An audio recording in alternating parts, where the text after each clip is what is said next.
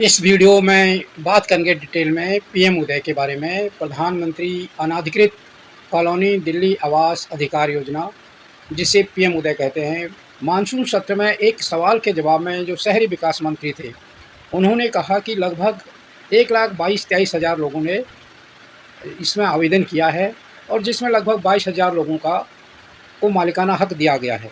और कहाँ-कहाँ लोगों को हो सकता है दिक्कत आ रही हों, और या फिर सरकारी मशीनरी को दिक्कत आ रही है, जिससे ये जो लोगों में उत्साह होना चाहिए था। हर व्यक्ति चाहेगा कि हमको मालिकाना हक मिल जाए, उसके बाद हम आसानी से बैंक यहाँ पर लोन दे सके यहाँ पर निर्माण के लिए, और जो कमर्शियल एक्टिविटीज़ हैं बढ़े और इस लैंड की वैल्यू बढ़े और यहाँ इन्वेस्टमेंट बढ़े। क्या वो जो आंकड़े थे वहीं तक लोग हैं, या उससे पहले स्टेज में जो अलग-अलग स्टेज होती है, पहली स्टेज में लोगों को अब रजिस्ट्रेशन करना होता है, तो ये आंकड़े नहीं बताए कि कितने लोगों ने रजिस्ट्रेशन किया। हो सकता है रजिस्ट्रेशन करने वाले लोग जो टोटल इन कॉलोनी में रहते हैं, उनके 90-95% लोगों ने रजिस्ट्रेशन किया हो। उसके बाद सेकंड स्टेज में उनका उत्साह कम हो गया हो, या कुछ ऐसी दिक्कतें आई हों कि वो घटकर 50% रह गई। फिर जो थर्ड स्टेज आती है, जब उनको डॉक्यूमेंट लोड करना है, वेरिफ़िकेशन करना है, कई चीज़ें होती हैं, तो उसमें कोई दिक्कत आई, वो गिर के 25% हुआ, और ऐसे ही गिर के फिर लास्ट में जो 5-10% 1,25,000 बताते हैं, तो डीडीए तक पहुँचने में ये स्थिति आ गई हो। इन सबको समझने की ज़रूरत है, वो हम इस वीडियो के माध्यम से करेंगे। पहले समझेंगे कि योजना क्या है। नमस्कार, मैं नंदन सिंह बिष्ट। आप देख रहे हैं इमेम दस्तावेज। अगर आप इस वीडियो को यूट्यूब चैनल पर देख रहे हैं और चैनल पर नए हैं तो चैनल को सब्सक्राइब करें, बेल का आइकन भी दबाएं। अगर आप इसको फेसबुक पेज पर देख रहे हैं तो पेज को लाइक करें। अगर आप इसको इंस्टाग्राम पर देख रहे हैं तो हमें फॉलो करें और वीडियो को शेयर करते रहें। योजना है, भारत सरकार ने दिल्ली के 1,731 कॉलोनियाँ हैं, अनाधिकृत कॉलोनियाँ हैं, उनमें 40 लाख निवासियों को मकान प्लॉट का मालिकाना हक देने के लिए पीएम उदय योजना, प्रधानमंत्री अनाधिकृत कॉलोनी दिल्ली आवास अधिकार योजना 29 अक्टूबर 2019 से आरंभ की गई। मुख्य विशेषताएं क्या है कि सरकारी भूमि पर कन्वेंस डीड मिलेगी। जो लोग सरकारी भूमि पर रहेंगे उनको मिलेगी कन्वेंस डीड के जरिए मकान का मालिकाना हक मिलेगा। और जो निजी भूमि पर हैं, जिन्होंने किसानों से खरीदी है और जो सरकारी ज़मीन नहीं थी, सरकार ने अधिकृत नहीं की थी, उस ज़मीन पर जो रहते हैं उनको दिया जाए ऑथराइजेशन स्लिप मिलेगी। तो इस आवेदक जो चाहे वो कन्वेंस डीड ले या ऑथराइजेशन स्लिप के आधार पर सब रजिस्ट्रार के से जाकर अपनी जो ज़मीन है, जो मकान है, उसका रजिस्ट्रेशन करा सकता है।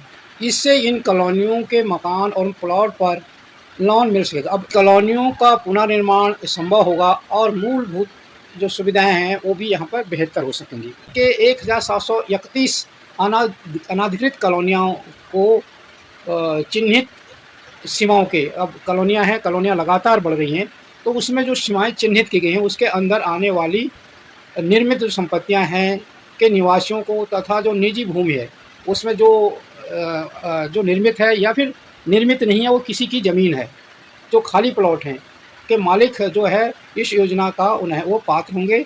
यह योजना सरकारी भूमि पर खाली प्लॉट के लिए लागू नहीं है। अब जो आवेदक के अनाधिकृत कॉलोनियों के संपत्ति के संबंध में पंजीकृत विक्रय अभिलेख होना चाहिए, जैसे कि रजिस्टर्ड सेल डीड हो, अथवा पंजीकृत दान पत्र हो, रजिस्टर्ड गिफ्ट किसी ने दिया हो वो डीड हो, अथवा जो नहीं वो जनरल पावर ऑफ अटॉर्नी हो, या फिर एग्रीमेंट ऑफ टू सेल, जो उसने सेल किया हो उसका वो हो, एग्रीमेंट का सेल जिससे लिया हो, कब्जा हो, और जो पोजीशन प्रूफ हो, और अमाउंट जो उसने पे किया हो उसकी रसीद हो। तो भुगतान जो उसने किया उसकी रसीद, दस्तावेज, ये सारी चीज़ें उसके पास होनी चाहिए। इसकी और विशेषताएं क्या हैं? इसके अंदर क्या है कि भारत सरकार ने स्टाम्प ड्यूटी और रजिस्ट्रेशन शुल्क को सर्किल रेट पर न लगाकर कन्वेंस डीड और ऑथराइजेशन स्लिप के अमाउंट पर लगाने हेतु कानून बनाया है। स्टाम्प ड्यूटी और रजिस्ट्रेशन शुल्क डीडीए को दिए गए प्रभारों पर लगेगा, और जो कि सर्किल रेट के मुकाबले बहुत कम है। के लिए आपका जो फर्स्ट स्टेप है उसमें आपको पीएम उदय पोर्टल पर जाकर वहाँ पर लॉगिन करना है, और डीडीए की वेबसाइट पर जाकर पीएम उदय में क्लिक करें और पंजीकरण वहाँ पर एक फॉर्म होगा वो आपको भरना है। उसमें सारी अपनी डिटेल भरनी है, ये पहला काम है। उन्हें रजिस्ट्रेशन करने के बाद आवेदन विवरण, संपत्ति विवरण, ईमेल आईडी, मोबाइल नंबर, ये सभी आपको वहाँ पर अपने देने हैं और सक्रिय मोबाइल नंबर देना है ताकि उस पर आपका कॉन्टैक्ट किया जाए, कोई कर सके, और अपना जो एक्टिव ईमेल आईडी हो वो आपको भरना है। पंजीकरण की जो पर्ची मिलेगी उसका आपको प्रिंट आउट लेना है और जो भविष्य में आपको जब भी वो करोगे कुछ भी काम, वो आपका काम आएगा।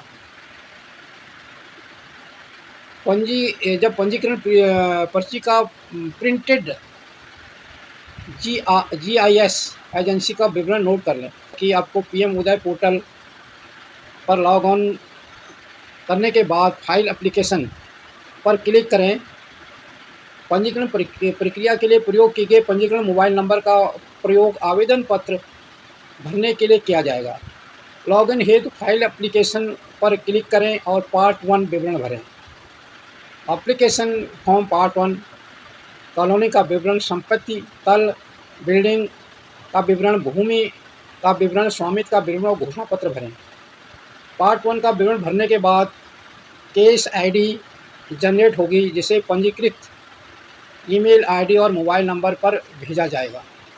पोर्टल से इंडेमनिटी बॉन्ड 1, इंडेमनिटी बॉन्ड 2 और 100 घोषणा के फॉर्मेट डाउनलोड करें और लिंक आवेदन पत्र के पार्ट 2 में दिए गए हैं। वह चरण 2 का पार्ट बी। इसके अंदर क्या है, GIS सर्वेक्षण कराने हेतु पंजीकरण पर्ची में सूचीबद्ध किसी भी GIS एजेंसी से आपको संपर्क करना है। GIS सर्वेक्षण करवाने के लिए GIS एजेंसी से अनुरोध करें और GIS एजेंसी 2-3 दिनों में आपके परिसर का निरीक्षण करेगी और आवश्यक माप लेगी। GIS एजेंसी को निर्धारित शुल्क का भुगतान करें और भुगतान रसीद प्राप्त करें। GIS एजेंसी सामान्यतया आपको आपकी संपत्ति की GIS आईडी SMS करेगी। यदि एजेंसी आपको 7 दिनों में GIS आईडी प्रदान नहीं करे तो कृपया पंजीकरण पर्ची में दिए गए संपर्क नंबर पर एजेंसी से संपर्क करें। का C होता है, उसमें नोटरी पब्लिक से संपर्क करें और 100 रुपये के 2 स्टाम्प पेपर खरीदें। अपनी संपत्ति संबंधी इंडेमनिटी बॉन्ड 1, इंडेमनिटी बॉन्ड 2 और 100 घोषणा फॉर्मेट में डेटा भरें। दोनों इंडेमनिटी बॉन्ड को 100 रुपये के स्टाम्प पेपर पर, 100 घोषणा फॉर्म को प्लेन पेपर पर प्रिंट करें। उक्त दस्तावेजों पर हस्ताक्षर करें। नोटरी द्वारा दोनों इंडेमनिटी बॉन्ड नोटरीकृत कराएं। चरण 2C में सूचीबद्ध दस्तावेज आपके आवेदन पत्र को प्रोसेस करने के लिए अनिवार्य हैं। हालांकि इन दस्तावेजों के बिना भी आवेदन जमा किया जा सकता है। चरण 2 का D है, अपनी संपत्ति के संबंध में निम्नलिखित दस्तावेज एकत्र करें। Sale deed, gift deed, general power of attorney, agreement to sale, payment proof या रिसीट, पोसेशन प्रूफ और इलेक्ट्रिसिटी बिल, संपत्ति की फ़ोटो, सादे कागज़ में आवेदक के हस्ताक्षर, पैन कार्ड, आधार कार्ड। सादे कागज़ पर अपनी संपत्ति के संबंध में लेन देन के चेन की सूचना तैयार करें। आपको इसे आवेदन के पार्ट 2 में भरना होगा। चरण 3 है इसका, सभी दस्तावेज को अलग अलग PDF फाइल में स्कैन करें। PM उदय पोर्टल पर जाएं, फाइल एप्लीकेशन पर क्लिक करें और लॉगिन करें और आवेदन को पार्ट 2 को भरने के लिए ड्राफ्ट बटन पर क्लिक करें। संबंधित अपलोड बटन का उपयोग करके स्टैम्प 2C और स्टैम्प 2D में उल्लेखित अपेक्षित दस्तावेजों की स्कैन की गई प्रतिलिपि को अपलोड करें। लेन देन के विवरण की चेन को भरें। एप्लीकेशन फॉर्म के पार्ट 2 को फाइल करने के लिए सबमिट बटन पर क्लिक करें। आप अपने आसपास के कॉमन सर्विस सेंटर अथवा नज़दीकी प्रोसेसिंग सेंटर अथवा DDA के सूचीबद्ध डॉक्यूमेंटेशन एजेंसी द्वारा स्कैनिंग एवं अपलोडिंग की सेवा लेने हेतु तो संपर्क भी कर सकते हैं। चरण 4 में PM उदय पोर्टल पर जाएं, फाइल एप्लीकेशन बटन पर क्लिक करें, लॉगिन करें और एप्लीकेशन फॉर्म पार्ट 3 भरने के लिए ड्राफ्ट बटन को क्लिक करें। GIS एजेंसी से प्राप्त GIS आईडी एंटर करें एवं सबमिट बटन पर क्लिक करें। यदि आपने चरण 4 पूरा कर लिया है तो आपकी एप्लीकेशन संबंधित प्रोसेसिंग सेंटर को प्रोसेस कर दी गई है। आप PM उदय पोर्टल में लॉगिन करके उसके बाद एप्लीकेशन स्टेटस टैब करके क्लिक करके अपने एप्लीकेशन की स्थिति का पता लगा सकते हैं। डीडीए के कर्मचारी आपकी पात्रता की जांच करने के लिए आपके एप्लीकेशन की पूर्व जांच करेंगे। यदि आप पीएम उदय विनियमों के तहत अपात्र पाए जाते हैं तो इस स्टेज पर आपको एप्लीकेशन रद्द कर दी जाएगी। चरण 5 होगा, डीडीए की सर्वेक्षण टीम सत्यापन हेतु आपके परिसर का दौरा करेगी। कृपया संपत्ति के संबंधित दस्तावेज के साथ तैयार रहें। आवेदक की संपत्ति का दौरा करने के बाद डीडीए के सर्वेक्षण कर्मचारी अधिकारी द्वारा क्षेत्र सर्वेक्षण संबंधी जांच की जाएगी। सर्वेक्षण अधिकारी आपके 2 पड़ोसियों अथवा किसी आरडब्ल्यूए सदस्य के बयान भी लेंगे, जो संपत्ति पर आपके कब्जे की पुष्टि करेंगे। डीडीए के क्षेत्र सर्वेक्षण के लिए डीडीए के कर्मचारियों को किसी भी प्रकार के शुल्क का भुगतान नहीं करना है। चरण 6 है, अपने आवेदन में कमियों को सुधारें। यदि आपके एप्लीकेशन में कोई कमी पाई जाती है तो आपको एक ऑनलाइन डिफिशियंसी मेमो जारी किया जाएगा। डीएम जारी किए जाने की सूचना एसएमएस और ईमेल के माध्यम से भेजी जाएगी। पोर्टल पर लॉगिन करके आप जारी की गई कमियों को देख सकते हैं। पोर्टल में डिफिशियंसी मेमो सेक्शन पर जाएं और एप्लीकेशन की कमियां देखें। डीएम के उत्तर वहां दिए गए स्थान पर ऑनलाइन सबमिट करें। एप्लीकेशन की कमियों को दूर करने के लिए अतिरिक्त दस्तावेज यदि कोई हो अपलोड करें।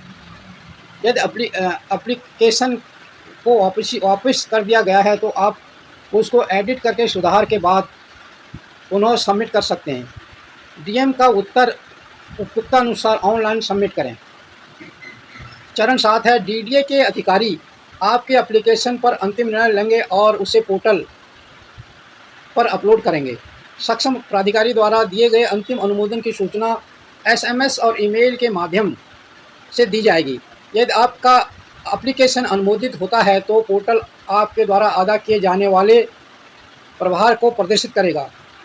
चरण 8, अंतिम रूप से आवेदन की जांच के पश्चात भुगतान लिंक सक्रिय होने के बारे में पेमेंट रेफरेंस नंबर संबंधी सूचना एसएमएस अथवा ईमेल के माध्यम से भेजी जाएगी। पीएम उदय पोर्टल पर लॉग इन करें और मेक पेमेंट पर क्लिक करें। सही केस आईडी के सामने पे नाउ बटन पर क्लिक करें। प्रदर्शित शुल्क के ऑनलाइन भुगतान को पूरा करने के लिए सही पेमेंट रेफरेंस नंबर इंटर करें।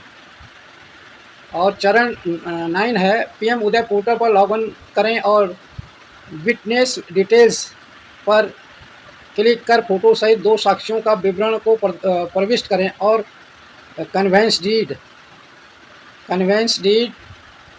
ऑथराइजेशन स्लिप के निष्पादन के लिए स्लॉट्स बुक करें। एफिडेविट का फॉर्मेट डाउनलोड करें और इसे नोटरीकृत करवाएं। अपना टाइम स्लॉट बुक कराते समय इसे अपलोड करें। और जो चरण 10 है, मूल दस्तावेजों के सत्यापन के लिए साक्ष्यों के साथ संबंधित प्रोसेसिंग सेंटर पर जाएं। दस्तावेजों के सत्यापन के पश्चात कन्वेंस डीड और ऑथराइजेशन स्लिप का अंतिम निष्पादन सहायक निर्देशक द्वारा किया जाएगा। जो चरण 11 है, ई स्टैम्प पेपर के लिए कृपया किसी प्राधिकृत बैंक जाएं और अपेक्षित राशि का ई स्टैम्प पेपर खरीदें। DORIS एप्लीकेशन का उपयोग करते हुए सब रजिस्ट्रार के साथ अपॉइंटमेंट निर्धारित करें। अपना कन्वेंस डीड या ऑथराइजेशन स्लिप के पंजीकरण के लिए सभी दस्तावेजों सहित उन्हें 2 साक्ष्यों के साथ सब रजिस्ट्रार के पास जाएं जो CD conveyance deed authorization slip के निष्पादन के समय उपस्थित थे। और इसके बाद जो सब रजिस्ट्रार होगा, आपकी जो प्रॉपर्टी होगी उसका रजिस्ट्रेशन कर देगा। चीज़ों में जो दिक्कतें आ रही हैं उनको भी देखा जाए, उनको कैसे एड्रेस किया जाए, कैसे उनको कम से कम किया जाए। और ये सारी चीज़ें जो आपको क्या दिक्कतें आ रही हैं, क्योंकि आप भी इन्हीं सारी समस्याओं से जूझ रहे होंगे, सोच रहे होंगे कि कैसे इसको जो मालिकाना हक है या अपनी प्रॉपर्टी है कच्ची कॉलोनियों में, उसको कैसे हम उसका रजिस्ट्रेशन करें। तो ये सारे स्टेप जो मैंने बताए वो, और बाकी और भी कोई जानकारी आप लेना चाहें तो आप टिप्पणी में लिख सकते हैं और कोई जानकारी आपके पास है तो आप वो भी टिप्पणी में दे सकते हैं। अगर आपको हमारी वीडियो पसंद आई हो तो इसे लाइक करें और ज्यादा से ज्यादा शेयर करें ताकि बाकी लोगों तक भी ये जानकारी पहुंच सके। हमारे चैनल को सब्सक्राइब करना बिल्कुल ना भूलें और हमारी वीडियोस को सबसे पहले देखने के लिए बेल आइकन को भी जरूर प्रेस करें।